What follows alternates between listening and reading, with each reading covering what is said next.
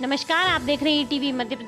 प्रदेश के बैतूल में आमला रोड का ताज़ा मामला सामने आया था, जहां रहवासी अपने घरों में बारिश का पानी घुसने से खासे परेशान थे। उनका कहना था कि सरकारी नाले पर अतिक्रमण कर लिया गया है और उसके कारण बारिश के पानी की निकासी नहीं हो पाती। सारा पानी घरों में और रोड पे भर जाता है, जिससे बारिश में जहरीले जीव, सांप, बिच्छू निकलना आम सी बात हो गई है। दिन भर में 4-5 सांप और बिच्छू निकल आते हैं, जिससे छोटे बच्चों और परिवार की महिलाओं को जान का खतरा बना रहता है। आपको बता दें कि 2 साल से मुकेश यादव और उनका परिवार ऐसे ही अपनी जान जोखिम में डालने को मजबूर थे, क्योंकि कई बार आवेदन देने के बाद कोई प्रशासनिक अधिकारी, कर्मचारी न आज तक आकर उन्होंने देखा और न ही निकासी की कोई व्यवस्था की गई थी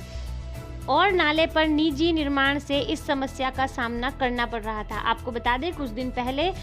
एक घटना कालापाठा के सरस्वती स्कूल के पास हुई, जहां एक बालक ने डूबने से अपनी जान गंवा दी और इस नाले के अतिक्रमण के चलते आसपास में इसी तरह के बारिश का पानी भर जाता था, जिससे एक आदमी डूब जाए इतना पानी होता था। ईटीवी ने इस खबर को प्रमुखता से उठाया, जिसका असर 24 घंटे में ही देखने को मिल गया। नगर पालिका प्रशासन तुरंत हरकत में आया और जेसीबी पूरी टीम को लेकर नाले को खुलवाया गया, पानी की निकासी की व्यवस्था की गई और रोड के बाजू में एक नाली बनाकर पानी को सुचारू रूप से नदी तक पहुंचाने की व्यवस्था तक की गई। इससे परेशान रहवासियों में खुशी की लहर दौड़ गई और उन्होंने खबर को प्रकाशित करने वाली ईटीवी परिवार को धन्यवाद ज्ञापित किया है। उसमें कवरेज आया था तो कलेक्टर साहब के संज्ञान में भी ये तथ्य आया, तो उनके द्वारा निर्देश दिए गए कि यथासंभव कोशिश करें और पानी निकासी की व्यवस्था करें। तो पीडब्ल्यूडी द्वारा हमारा जो नगर पालिका का अमला है वो स्थल पर गए और निरीक्षण करने पे, क्योंकि वो देखा हुआ स्थान है मेरा, तो मुझे ये तो पता है कि वो काफ़ी निचले स्तर पर था, तो पानी उसके चारों तरफ भरा रहता था। तो ये जब टीम जाके वहाँ इंस्पेक्शन किया तो वीडियोज़ वगैरह मैंने मंगाए, तो कुछ बताया गया कि पुराने समय में वहाँ पे रोड अक्रॉस पानी निकलने का अरेंजमेंट था। क्योंकि शाम उस समय हो गई थी उस दिन, तो फिर समन्वय किया गया पीडब्ल्यूडी और हमारे बीच में, और फिर हमने राजस्व विभाग से भी बात करी कि पारंपरिक रूप से जल निकासी की क्या व्यवस्था है। तो अगले दिन फिर सभी ने संयुक्त वहाँ पे स्थल पर जाकर निर्धारण किया कि कहाँ से पहले से पानी निकला करता था पूर्व के वर्षों में, और वहाँ पे कुछ लोगों द्वारा अनावश्यक ये कहा जा रहा था कि ये ज़मीनें उनकी हैं, जबकि जब पटवारी को हम लोगों ने सामने रखा तो निश्चित हुआ कि ये नाला ये था, नेचुरल ड्रेन किस तरफ था, और वो जगह उनके द्वारा बताई गई। तो हमारे अमले ने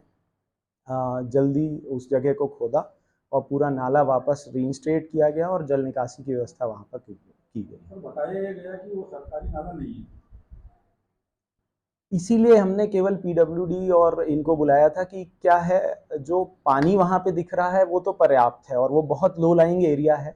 वो यहाँ अभी की समस्या नहीं है, वो हमेशा की समस्या है। और अगर वहाँ उस लो लाइंग एरिया में घर बनाया जाएगा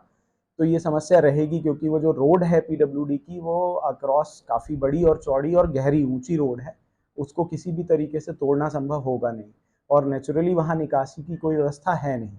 परंतु जिस एंगल से निकाला गया है ये सरकारी जगह है, सड़क के बगल का जो ROW कहलाता है वो एरिया है जहाँ से जल निकासी का प्रबंध किया जा सकता है। जैसे पीडब्ल्यूडी ने अपनी नाली लगातार बनाई हुई है, उस एरिया तक नहीं ले गए, अन्यथा वो हिस्सा भी नाली का ही था, तो वहाँ से खोदकर जल निकासी की व्यवस्था की गई। सर अभी ये टेम्परेरी व्यवस्था है, आगे फिर इसमें क्या करें? हमने इसमें तहसीलदार साहब को एक पत्र लिखने का निर्णय लिया है कि अगर वहाँ कोई पारंपरिक निकासी, जल निकासी का नैसर्गिक स्थल रहा हो तो उसका चिन्हांकन हमको करके दे दें, तो हम वहाँ पे व्यवस्था बनाएंगे कि ऐसे दोबारा कभी स्थितियाँ उत्पन्न ना हो, पानी की व्यवस्था सुनिश्चित की जाएगी।